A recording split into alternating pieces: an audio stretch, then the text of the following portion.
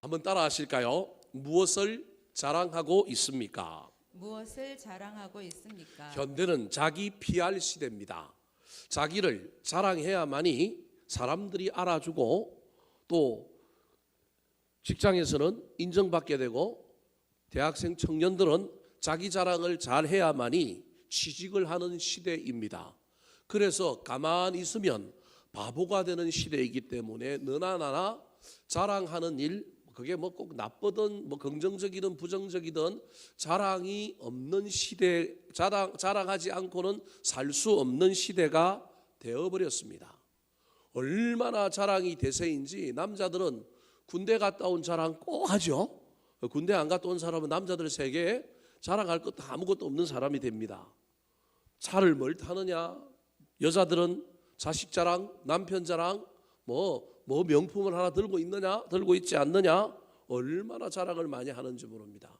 요즘 젊은 세대들은 어떻습니까? 밥 먹으러 가면 뭐부터 찍어요? 우리 어른들은 잘 모르는 것 같아요. 요즘 젊은 애들은 밥 먹으러 가면 사진부터 찍어야 됩니다. 사진 찍기 전에 젓가락 대거나 숟가락 대면 혼납니다. 부모일지라도 큰일 납니다. 여러분 자식들하고 밥 먹을 때 야 사진 다 찍었냐 반드시 물어보고 밥을 드시기 바랍니다. 안 그러면 요즘 애들이 얼마나 민감한지 모릅니다. 남이 안 가본데, 남이 갔다 온 유명한데 나도 갔다 왔다라고 하는 것을 자기들의 SNS에 올리기 위하여 사진을 찍습니다. 여행 뭐 이런 것도 얼마나 요즘 애들은 우리 시대와 달리 자랑하려고 애를 쓰는지 모릅니다. 어디를 갔다 왔느냐, 무엇을 먹었느냐, 이것이 그들에게 훨씬 더 중요한 시대입니다. 자랑이 난무하고 있는 시대에, 자랑이 많은 이 시대에 저와 여러분도 어쩔 수 없는 이 세상 속에 살다 보니 자랑할 수밖에 없는 인생들이지만 성경은 자랑에 대하여 그렇게 우호적이지가 않습니다. 특별히 사도 바울은 자랑 잘못하다 보면 교만해지고 자랑하다 보면 하나님의 은혜는 없고 누구의 공로만 이야기할 수밖에 없느냐 하면 필연적으로 우리의 공로밖에 자랑할 수 없다 보니 나중에는 은혜가 사라지는 것으로 우리의 자랑의 끝이 달려갈 수밖에 없기 때문에 성경은 가능하면 자랑하지 마라. 자랑을 하더라도 조금만 해라. 자랑할 수 있다면 가능하면 어디에서 하라 그랬다고요? 주 안에서 해라 그럽니다. 오늘 본문 16절이 어떻게 시작하느냐 하면 사도 바울이 너무너무 안타까워서 그렇게 자랑하면 안 된다고 이야기하고 자랑하려면 주 안에서 자랑하라고 강조했던 사도 바울도 바보 같지만 나도 뭐 좀 하겠다고요? 자랑하겠답니다. 자, 16절 18절 말씀 같이 한번 읽어볼까요? 시작. 내가 다시 말하노니 누구든지 나를 어리석은 자로 여기지 말라. 만일 그러하더라도 내가 조금 자랑할 수 있도록 어리석은 자로 받으라. 여러 사람이 육신을 따라 자랑하니 나도 자랑하겠노라. 자랑하면 어리석은 사람이라는 거예요. 저거 16절을 뒤집어 놓으면 어리석은 사람이 뭐 하는 사람이라고요? 자랑하는 사람인 거예요. 내가 자랑하면 안 되고 남이 나를 자랑하게 해줘야 되는데 내가 자랑하면 무슨 사람이 되느냐 하면 어리석은 사람이 되는 거예요. 그럼에도 불구하고 사도 바울이 너무너무 지금 힘이 들고 마음이 어려워서 나를 어리석은 자로 여겨도 좋으니 나 좀 뭐하게 해달라고요? 자랑하게 해달라는 거예요. 왜냐하면 18절에 보니 여러 사람이 육신을 따라 뭐 하더라고요? 자랑하더라. 그래서 나도 자랑하겠다라는 거예요. 좀 말이 이상하지 않습니까? 아니 이렇게 위대한 하나님의 사도가 남이 자랑한다고 자기도 자랑하겠다고 말하면 이상하지 않습니까? 여기에는 어떤 의미가 있느냐 하면 자랑하는 사람에게 혹하여 그 사람들의 말을 진리로 듣는 고린도 교회 교인들 때문에 사도 바울이 너무 마음이 아픈 거예요. 저 18절에 나오는 여러 사람이 육신을 따라 자랑하면서 내가 어느 집하고 난 공부를 뭘 했고 내 서성은 누구고 그러고 이야기하는데 이야기의 내용은 전부 가짜 복음이에요. 가짜 복음인데 앞에 자랑을 잘해가고 포장을 멋지게 해놓으니까 그 프로필 스펙 때문에 하는 말이 잘 들려지게 만드는 효과를, 미혹의 효과를 내는 거예요. 그래서 사람들이 전부 거기 넘어가서 스펙만 보고 자랑하는 것만 보고 그 사람의 말을 진리로 받아들이는, 그래서 이 거짓 선생과 거짓 사도들에게 넘어가서 복음이 위태위태하고 교회가 흔들리고 영혼이 경계선에 서서 왔다 갔다 하는 모습을 보면서 왜 내 말을 안 듣느냐, 그럼 나도 저 사람들처럼 자랑해서 나도 스펙이 하려 하고 나도 자랑할 것이 많으면 너희들 내 말 들을래? 그러면 나도 지금 뭐 하겠다고요? 자랑하겠다. 자랑하면 어리석은 자지만 내가 어리석은 자되어도 자랑함으로 내 말이 진리로 너희들에게 들려지겠다면 나도 좀 하겠다라는 말입니다. 그러면서 뭐라고 얘기했을까요? 22절 말씀 같이 한번 읽어볼까요? 시작. 그들이 히브리인이냐 나도 그러하며 그들이 이스라엘인이냐 나도 그러하며 그들이 아브라함의 후손이냐 나도 그러하며. 그들과 비교해서 내가 못한 것이 뭐가 있느냐? 내가 자랑을 안 해서 그렇지, 너희들에게 드러내지 아니하여서 그렇지, 내가 실력이 없냐, 능력이 없냐, 내가 학벌이 없냐, 저들만 하다, 아니 내가 그들보다 훨씬 더 낫다. 그런데 왜 니들은 내 말 안 듣고 그 사람들 말을 듣느냐라고 하는 비애가 지금 누구한테 있느냐 하면 사도 바울에게 있는 거예요. 사도 바울이 너무 안타까운 거예요.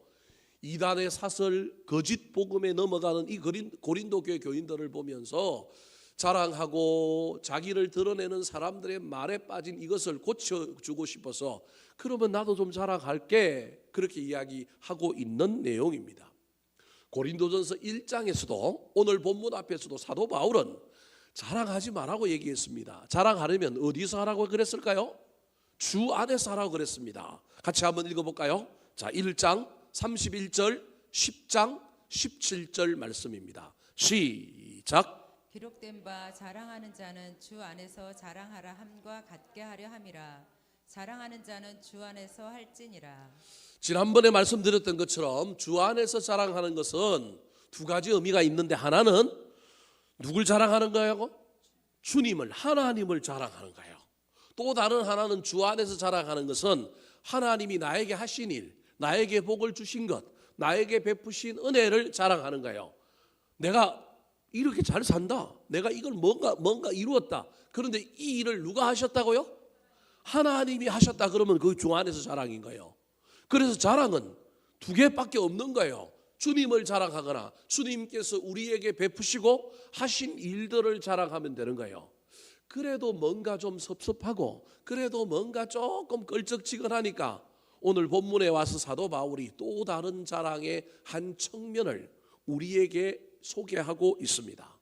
사도 바울이 오늘 본문에서 세 가지를 자랑하는데, 저와 여러분이 하나님을 자랑하거나 하나님께서 나에게 베푸신 일을, 나에게 해주신 일들을 자랑하는 걸 넘어서서 또 다른 자랑을 해야 한다면 오늘 본문에 나오는 사도 바울이 세 가지 자랑을 모범으로 삼아서 저와 여러분도 그 자랑에까지 나아가게 되기를 우리 구주 예수 그리스도의 이름으로 축원합니다. 자, 그렇다면 오늘 본문 말씀에서 사도 바울이 자랑하고 있는 것은 무엇일까요? 하나님을 자랑하는 것, 하나님이 나에게 베풀어 주신 은혜, 하신 일을 자랑하는 걸 넘어서서 좀 더 신앙적으로 저와 여러분이 성숙해진다면, 저와 여러분의 신앙이 좋아진다고 한다면 이 정도의 자랑은 해야 한다는 거예요. 자, 첫 번째 자랑입니다. 따라 하시겠습니다. 고난 당한 것을 자랑했습니다. 고난 당한 것을 자랑했습니다. 자, 하나님을 자랑하고 하나님이 나에게 하신 일, 베푸신 일, 복을 주신 것을 자랑하는 것이 두 번째라고 한다면 또 다르게 자랑할 것이 있는데, 이건 좀 신앙이 성숙한 사람, 신앙에 좀 내공이 깊어지면 반드시 우리가 해야 될 일, 내가 받은 복만 자랑하는 것이 아니라 뭐도 자랑할 수 있어야 된다고요? 고난도 자랑할 수 있어야 된다는 겁니다. 대한민국의 남성들은 다 군대에 가서 직살나게 고생을 하고 돌아옵니다. 뭐 여자들이 저 시댁에서 고생하고 뭐 시어머니 밑에서 시집살이 하는 거가 옛날에는 똑같다 그랬는데 요즘은 이제 달라져서 뭐 여성 운동하시는 분들은 다르게 얘기할지 모르겠지만 제 개인적인 입장에서는 남자들이 훨씬 더 고생이 좀 많은 것 아닌가, 이런 생각이 남자 입장에서 들 때도 있습니다. 뭐 그나마 조금 줄어서 어른된 저희들 입장에서는 괜찮긴 한데, 요즘 젊은 애들한테 물어보면 줄어도 군대다. 저 제대하고 난 다음에 또 군대 갈래? 월급 200만 원 준다는데 병장 갈래? 그랬더니 제 아들들이 간대요, 안 간대요? 안 간대요. 한 놈은 저 강원도 하천에서 최전방에서 고생하고 왔는데, 그것도 이게 고지와 산과 산 사이에 계곡에 포대가 있는 거예요. 그 포대에서 근무를 해요. 수색 부대가 GOP를 넘어서 민통선에 들어가서 수색을 할 때 혹시 교전이 일어날 수 있으니까 포병 소대 중대들이 뒤에서 받치고 있어요. 그래서 수색 중대가 민통선 안으로 들어가면 그 뒤에서 반드시 엄호하면서 깨어서 혹시 모르는 하력 지원을 부탁하면 그거 하력 지원을 해야 되는데, 얘가 박격포 메고 그 있는 보병 중에 아주 소위 말하는 엄청나게 하여튼 무거운 거 들고 다녀야 되는 그 보임을 받았는데, 걔가 맨날 거기 이제 있는 거예요. 문제는 거기가 이제 금성천이라고 하는 하천이 흐르는데, 금성천이 여름 되면 뭐 해요? 범람을 하는 거예요. 이게 포대가 숨겨져 있어야 되니까 정상에 있거나 꼭대기에 있지 않고 어디에 있어야 돼요?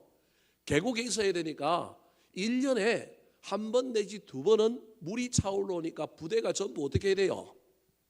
이동을 해야 되는 거예요. 그러니까 여름만 되면 이동하는 게 일인 거예요. 그거 메고 또 가야 돼요. 물론 행군할 때도 해야 되지만 1년에 2-3번 해야 되는 거예요. 얘는 이게 치가 떨리는 거예요. 자다가 갑자기 막 뭐 저 북쪽에서 뭐 한간댐인가 무슨 댐 문 열었다 그러면 걔네들은 무조건 메고 올라가야 되는 거예요. 남해 중대에 가서 더부살이 해야 되고요.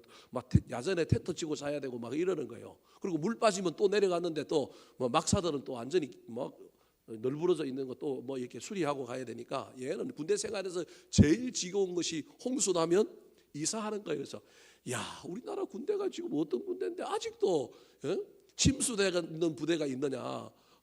그래서 제가 저 육사 동기 친구가 아직도 남아 있는데, 지난번에 동창회 모임 와서 얘기했더니 간혹 그런 부대들이 있대요. 전술상 어쩔 수 없이 그 지역을 못 벗어나는 거예요. 그래서 뭐 여러 가지 공사를 해서 진지 공사를 하는데도 불구하고 어쩔 수 없는 그런 상황 속에 있는 거예요. 얘는 군대만 생각하면 그것만 생각나니까 제대해도 병장 200만 원 월급 준다 그래도 간대요, 안 간대요? 안 간대요, 안 간대요. 둘째 놈은 공군이었어요. 아주 비교적 아주 편하게 공군 생활을 했어요.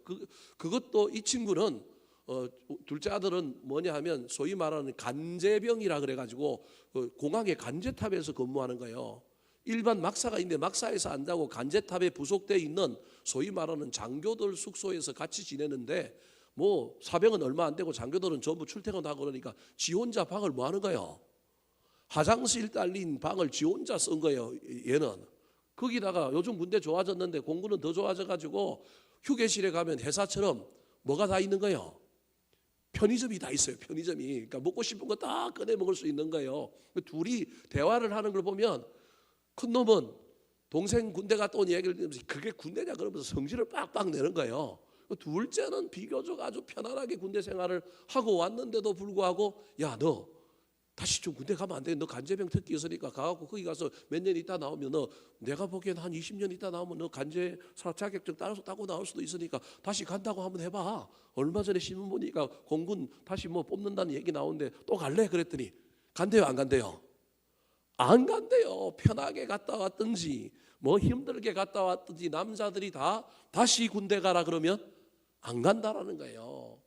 이 단체 생활의 어려움, 고참들과의 관계, 수많은 어려움이 있어서 군대 생활이 힘드니까 그냥 뭐 사회생활 그대로 하겠다라고 하는 그런 친구들이 훨씬 더 많습니다. 그러게 직설나게 군대 갔다 와놓고 친구들끼리 모이면 자랑을 하는데, 무슨 자랑해요? 누가 제일 좋은 군대를 갔다 왔냐 자랑하는 게 아니라 무슨 자랑을 해요? 누가 제일 고생했느냐? 누가 제일 신기해요. 편하게 갔다 왔다고 자랑하면 좋은데 누가 제일 더 힘든 곳에서 제일 고생하고 왔는지를 자랑하는 거예요. 뭐 내가 군대에서 대간첩 작전을 하다가 간첩을 몇 명 잡았다고 이야기하고, 어떤 사람은 내가 막 사격했는데 백발백중 명중시켜서 뭐 특급 사수 자격증을 땄다 그러고, 알고 보니까 군대에서 뭐 하다 왔느냐? 치사병 하다 왔어요. 치사병은 거의 총을 쏘지 않을 훈련소에서 총 쏘고 총을 거의 쏘지 않을 가능성이 많은데도 불구하고 친구들끼리 모이면 전부 자랑인 거예요. 자기 부대가 제일 힘들고 자기는 뭐 특급 사병에 뭘 했다고 수도 없이 자랑을 하는 거예요. 알고 보면 다 뭐일 가능성이 많아요? 뻥일 가능성이 많습니다. 여러분 남자들 군대 이야기할 때 한 50%는 깎아서 들으시면 돼요. 50% 이상이 뻥일 가능성이 많다라고 생각하면 됩니다. 사도 바울은 인간적으로 상상할 수 없는 고난을 당했습니다. 사도 바울이 군대 갔다 온 남자들의 이야기처럼 뻥을 치고 있는 것이 아니라 진짜 사도 바울은 복음 전하면서 고생이라고 하는 고생은 엄청나게 한 사람입니다. 그래서 그가 교회를 몇 개 개척했느냐, 내가 전도한 사람이 얼마냐를 자랑하지 않고 뭘 자랑하느냐 하면 고난당하는 것을 자랑합니다. 23절 말씀 같이 읽어볼까요? 시작. 그들이 그리스도의 일꾼이냐 정신없는 말을 하거니와 나는 더욱 그러하도다. 내가 수고를 넘치도록 하고 옥에 갇히기도 더 많이 하고 매도 수없이 맞고 여러 번 죽을 뻔하였으니. 자, 23절 시작이 조금 연결이 안 될 수 있어요. 앞에 너희들이 아브라함의 자손이냐 나도 아브라함의 자손이다 그러면서 뭐라고 얘기하냐면 그 거짓 사도들이 그리스도의 일꾼이냐, 그들이 일꾼이라고? 정신없는 소리 하지 말라는 거예요. 정신없는 말을 한다. 그들이 일꾼이라고. 그들이 일꾼이라고 말하면 일꾼은 일하는 사람이니까 일하는 사람은 수고해야 되잖아요. 다르게 얘기하면 일하는 사람은 뭐 해야 돼요? 고생해야 되잖아요. 근데 고생도 하나도 안 한 사람들이 고생했다고 일꾼이라고 얘기하는 거 그거 믿지 말라는 거예요. 정말로 하나님의 일꾼이면 땀을 흘렸고 힘들었다라는 거예요. 나는 하나님의 일꾼이기 때문에 나는 수많은 힘든 수고, 힘든 고난이 있었다. 내가 수고를 어떻게 했다고요? 넘치도록 했다. 심지어 어디도 갔다? 옥에도 갔다. 매도 수없이 맞았다. 여러 번 죽을 뻔했다. 내 인생은 고난의 백과사전이다. 내가 이것도 자랑 안 하고 싶었는데 너희들이 하도 자랑하니까 자랑하려면 복받은 것 자랑하려고 하지 말고, 그게 나쁜 건 아니지만 그래도 자랑하려면 진짜 신앙의 내공이 깊은 사람이라고 한다면 뭘 자랑해야 된다고요? 고난을 자랑해야 된다는 거예요. 구체적인 사도 바울의 고난의 내용을 소개합니다. 24절 25절 말씀 시작. 유대인들에게 40에서 하나 감한 매를 5번 맞았으며 3번 태장으로 맞고 1번 돌로 맞고 3번 파선하고 일쥐야를 깊은 바다에서 지냈으며. 40에 하나 감한 매는 신명기 25장 3절에 보면 율법을 중한 율법을 어겼을 때 사람을 매로 때리는 것으로 징계할 수 있는데 그때 몇 대만 때려야 되느냐 하면 40대를 때려야 됩니다. 왜냐하면 40대 이상을 때리면 죽을 수 있다고 여겼기 때문에 40대를 넘어가면 그 사람이 율법을 범함으로 또 그 사람이 몇 대를 맞아야 돼요? 잘못 때린 사람, 넘게 때린 사람이 또 40대를 맞아야 돼요. 그런데 숫자를 세다가 잘못 셀 수 있잖아요. 그래서 혹시 모르기 때문에 반드시 40대만 때려야 되는데 40대를 안 때리고 혹시 모르는 실수를 할까 봐 몇 대를 때리는 거예요? 39대를 때리는 거예요. 실수할까 봐. 그래서 40대 때렸다고 생각하고 40대 때렸는데 알고 보니 41대라서 맞는 놈이 벌떡 일어나고 너 엎드려. 네가 몇 대 때렸다고요? 41대 때려서 네가 율법 어겨서. 제가 지금 농담 삼아 하는 얘기예요. 그럴 수가 없어요. 39대 맞고 나면 거의 피곤죽이 되었을 거예요. 때로는 이렇게 엎어놓고 때리기도 하지만 죄인을 두 손을 묶어가고 기둥에 매달아 놓고 때리는데 그때는 여러분 13번씩 3번에 나눠서 때립니다. 그래야만이 몇 대가 되는 거예요? 39대가 되는 거예요. 13대 때리고 쉬고 또 13대 때리고 쉬고. 왜냐하면 그래야만이 사람이 죽지 않을 가능성이 있을 정도로 저기 때리는 매가 40에 하나 감한 매가 엄청난 매였다는 것을 저와 여러분이 기억해야 됩니다. 우리나라 조선시대나 고려시대 보면 뭐가 있어요? 곤장이라고 하는 것이 있잖아요. 곤장. 곤장도 맞으면 죽는 사람들이 들어 있었던 것이 사극에 나오는 이야기와 똑같이 유대인들도 무엇에 대하여 벌을 줄 때 매를 때리는데 저 매를 사도 바울이 몇 번이나 맞았다고요? 5번이나 맞았다는 거예요. 여러분, 한 번 맞고 나면 이 매에 대한 소위 말하는 두려움 때문에 맞을 수 있을까요? 아마 못 맞고 항복할 거예요. 하나님을 배신하거나 주님을 배신할 가능성이 훨씬 더 많은 거예요. 2번도 맞을 수 있을지 모르겠지만 또 맞으면 힘들 거예요. 그래서 여러분, 매라는 건 두려움이 딱 앞서게 되면 그 사람이 그 앞에서 벌벌벌 떨 수밖에 없는 그러한 것이 우리 인간의 연약함이라고 할 수 있어요. 25절에 보면 3번 뭘 맞았다고요? 태장을 맞았다는 거예요. 이 태장은 가죽끈의 끝에 뭘냐, 납덩이를 달아서 때리는 거예요. 그 때리면 뭐가 떨어져 나와요? 살점이 떨어져 나오는 거예요. 사실은 우리 예수님께서 십자가에 잡히시기 전에, 돌아가시기 전에 이 태장을 맞은 거예요. 그래서 채찍으로 맞고 난 다음에 달리신 거예요. 저걸 3번 맞았다. 한 번은 돌에 맞았다. 이건 루스드라에서 복음 전하다가 막 이단 사설을 전한다고 유대인들이 들고 일어나고, 정통 유대인들이 메시아가 안 왔는데 왔다고 막 그러니까 돌로 던져서 거의 죽을 뻔해서 죽은 줄 알고 성 밖에 던졌는데 뭐였어요? 살아났던 이야기를 저 한 번 돌로 맞았다, 그렇게 얘기하는 거예요. 3번이나 배 타고 가다가 뭐 했다고요? 파선했다. 우리는 우리가 알고 있는 베드로의 파선 이야기가 로마로 제수로 실려갈 때 아드라무테노라고 하는 배가 저 지중해를 가다가 멜리데라고 하는 섬 앞에서 뭐 어떻게 돼요? 파선하잖아요. 우리는 그것만 알고 있는데 그건 이 고린도 후서 훨씬 뒤에 있는 이야기란 말이에요. 그러니까 지금 그 일은 지금 이 편지를 쓰고 있을 때는 일어났어요, 안 일어났어요? 아직 안 일어난 이야기예요. 안 일어난 이야기 말고 우리가 알고 있는 이야기는 아직 안 일어났고, 그 전에도 이미 배 타고 복음 전하러 쭉 다니다가 배가 파선하여 생명의 위험을 여긴 적이 몇 번 있다고요? 3번이나 있다. 또는 배는 파선하지 아니해도 일주야를 깊은 바다에서 어떻게 했다고요?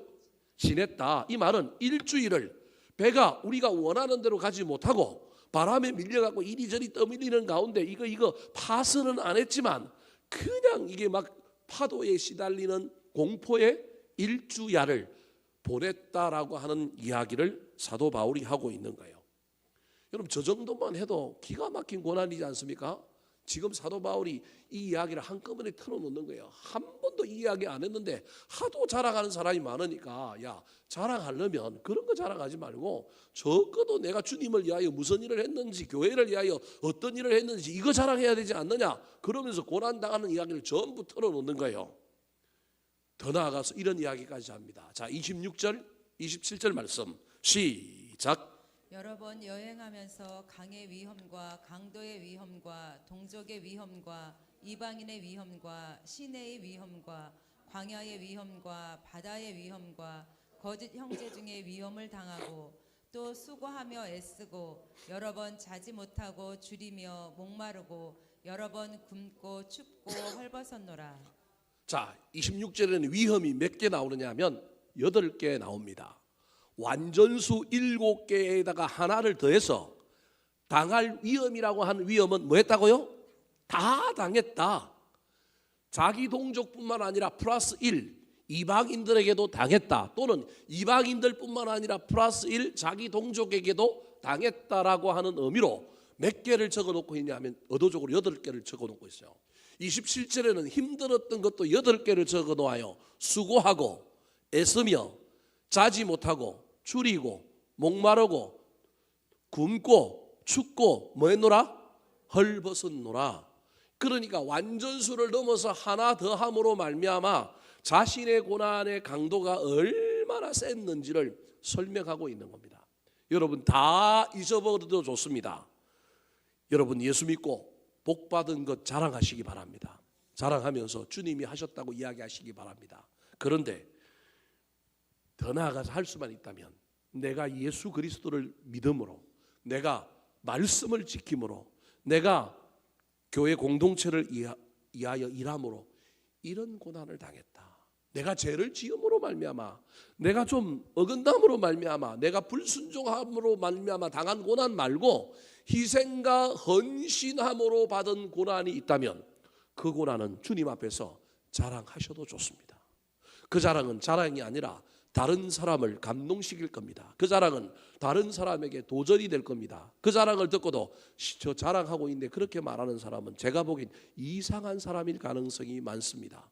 주 안에서 받은 복도 자랑하시되 더 나아가서 저와 여러분은 주를 위하여 희생하고 헌신함으로 받은 고난, 그 고난을 자랑할 수 있는 신앙의 내공을 소유한 믿음의 사람들이 다 되시기를 예수님의 이름으로 축원합니다.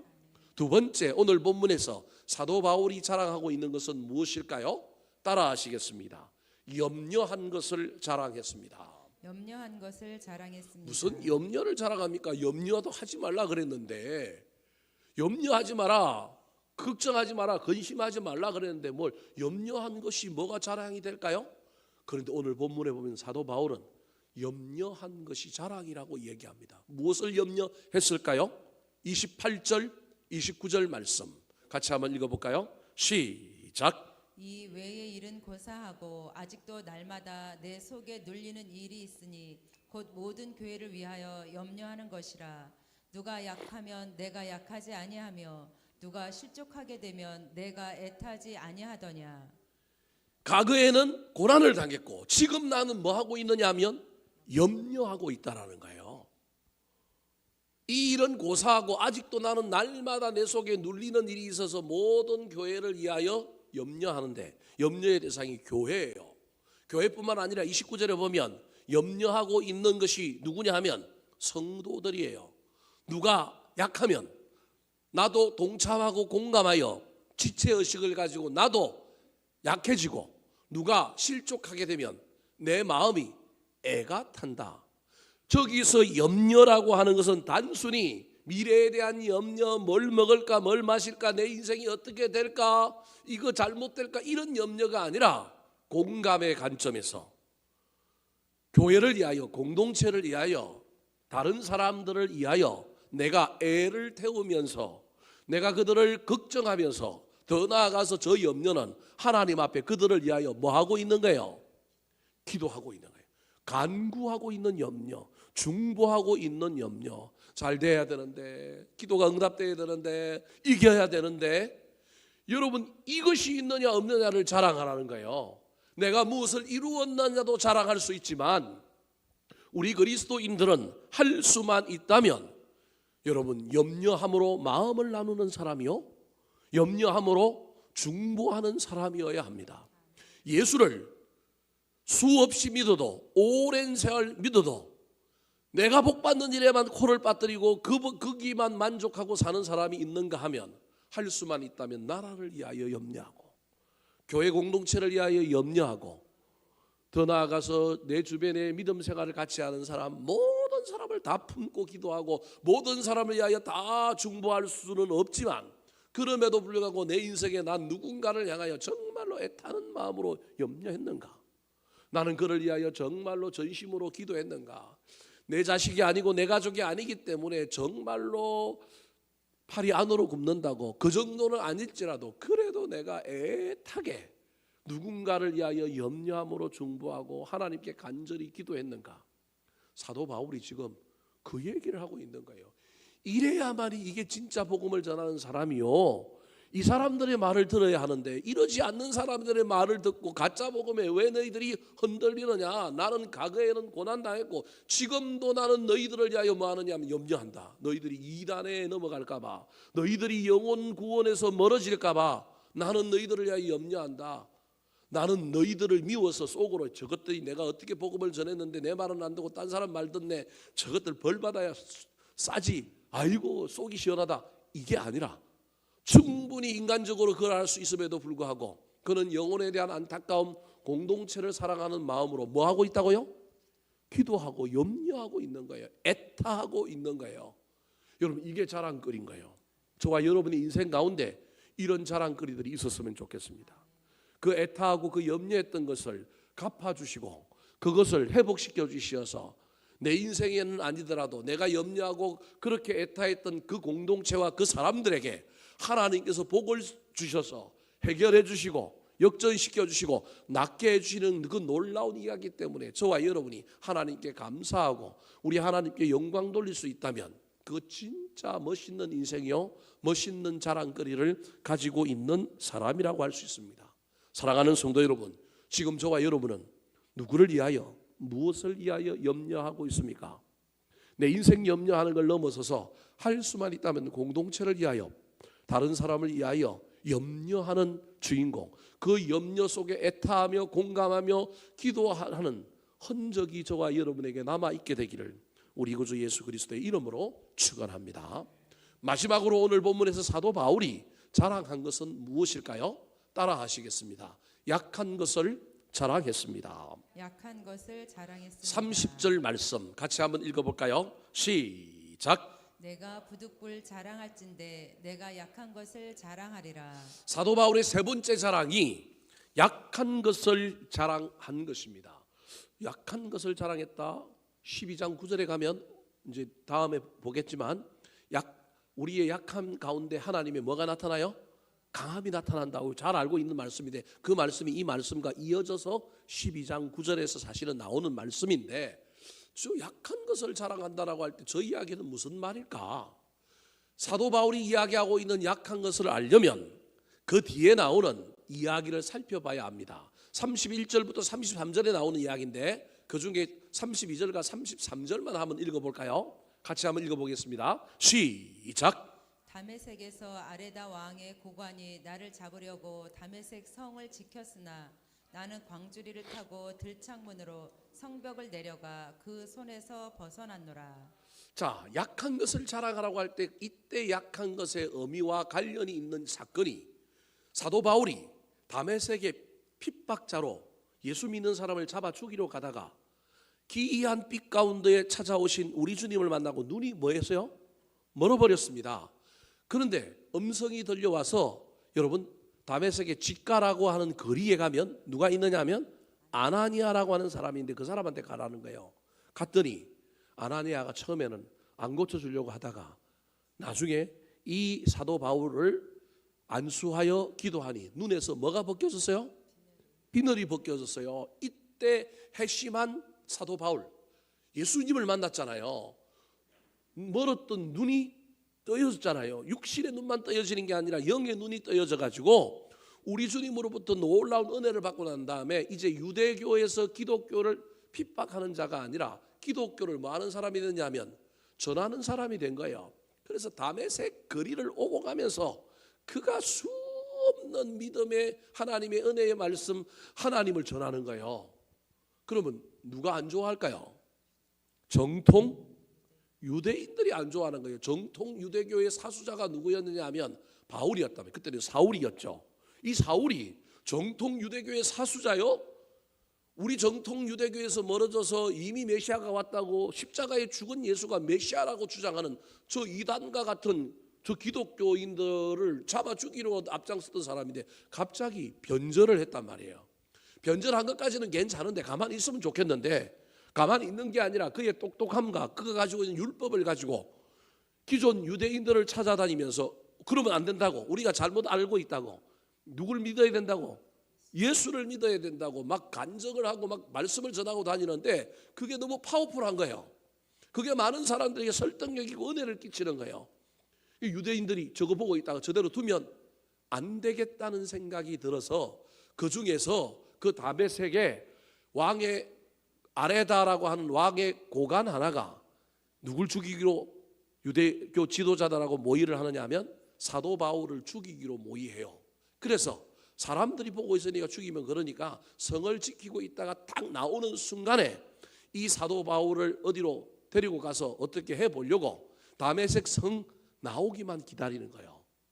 이미 다메섹 성에서는 복음을 다 전했으니 그의 열심이 넘쳐 흘러서 이제 성을 넘어서 다른 곳에 가서 복음을 전하러 나올 때 그를 죽이려고 성을 딱 지키고 있는 거예요. 암살범, 납치범들 딱 준비해놓고 있는 거예요. 근데 이 소문이 누구한테 들린 거예요? 사도 바울에게 들린 거예요. 그래서 사도 바울이 성문을 나가지 않고 성에 창문이 있는데 그 창문에 뭘 달아요?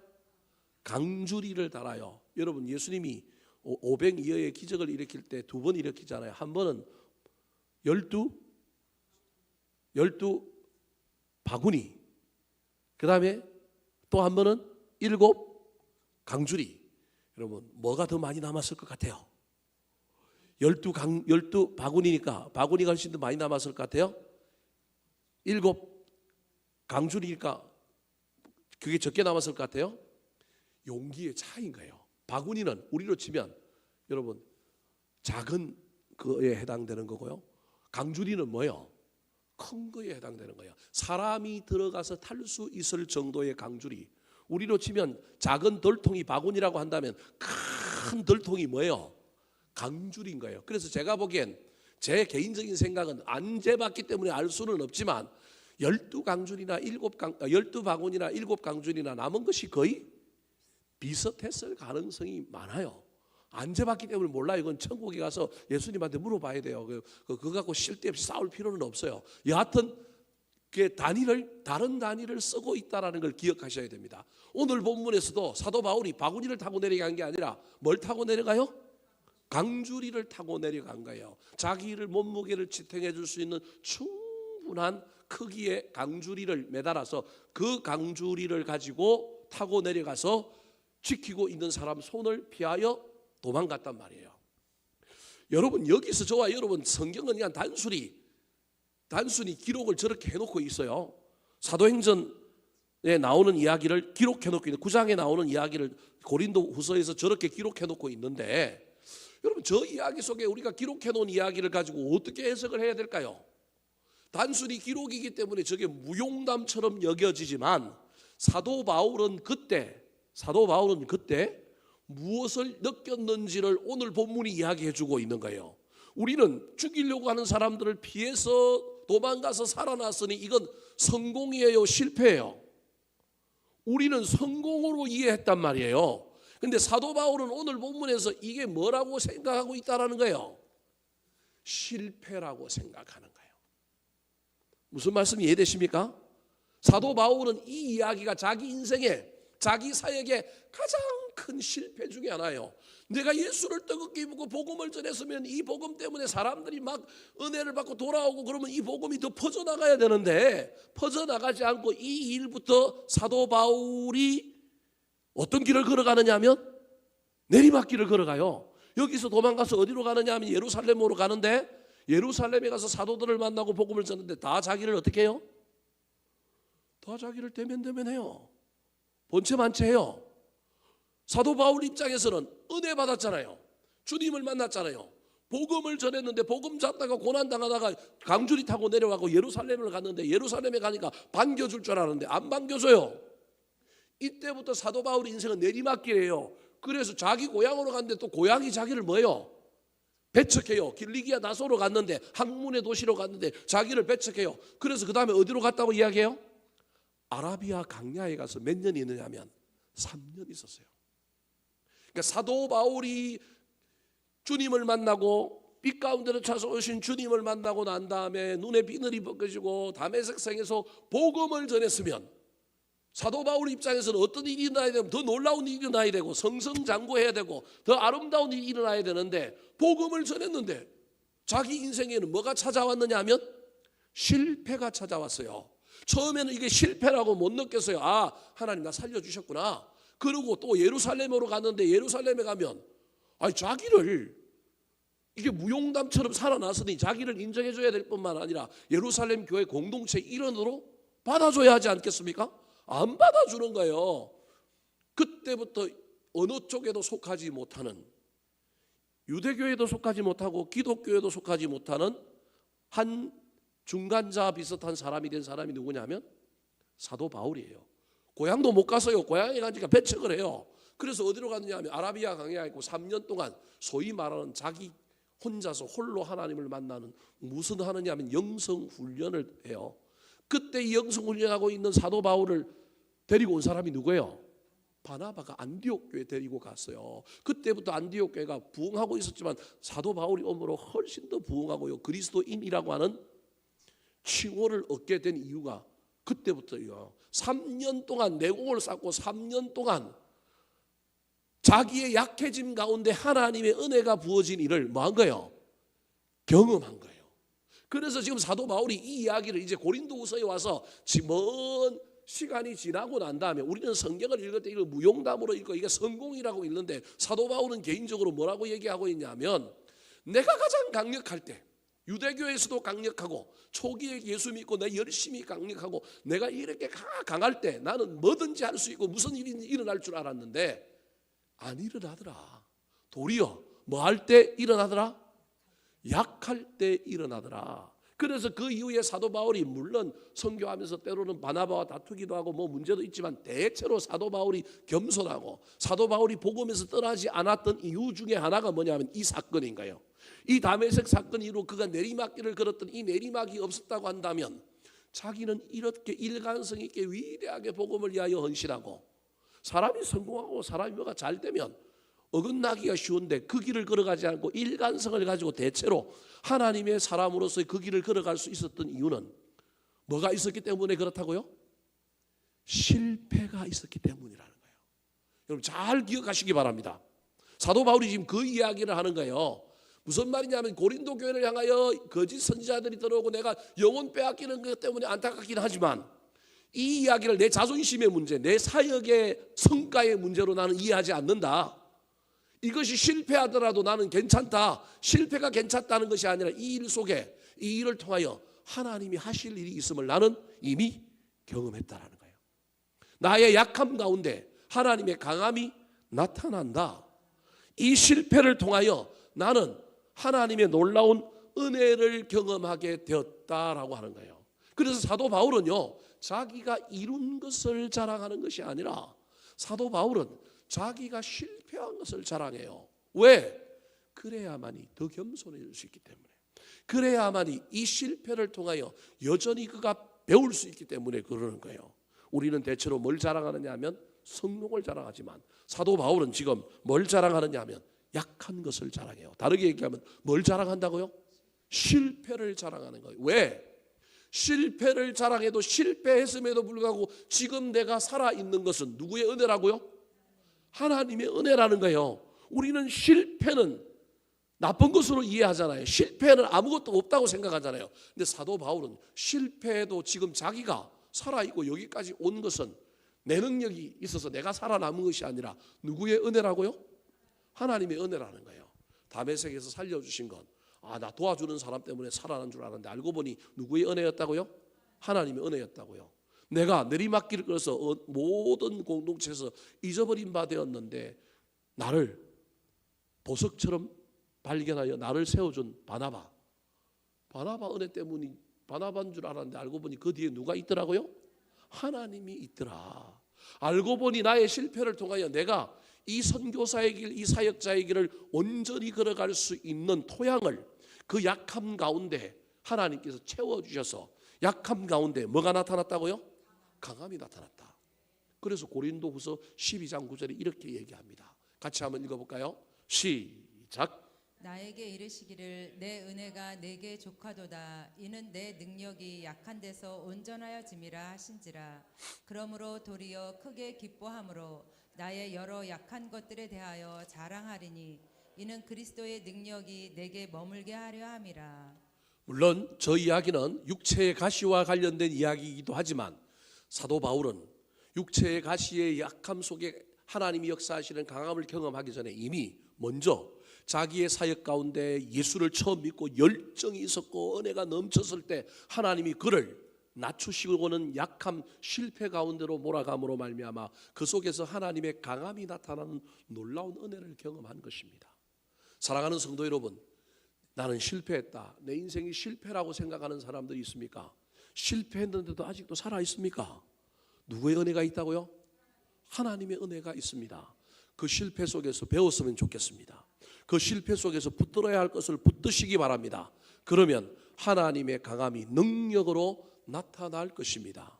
그때 우리는 또다시 실패만 자랑할 것이 아니라 나에게 베풀으신 하나님의 은혜를 자랑할 수 있게 되는 사람들이 될 수 있음을 기억하셨으면 좋겠습니다.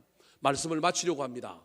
사랑하는 성도 여러분, 자랑이 꼭 나쁜 것은 아니지만 자랑의 마지막은 교만으로 갑니다. 자랑의 마지막은 하나님은 없고 누가 했다고 필연적으로 이야기하느냐 하면 내가 했다고 이야기할 수밖에 없게 됩니다.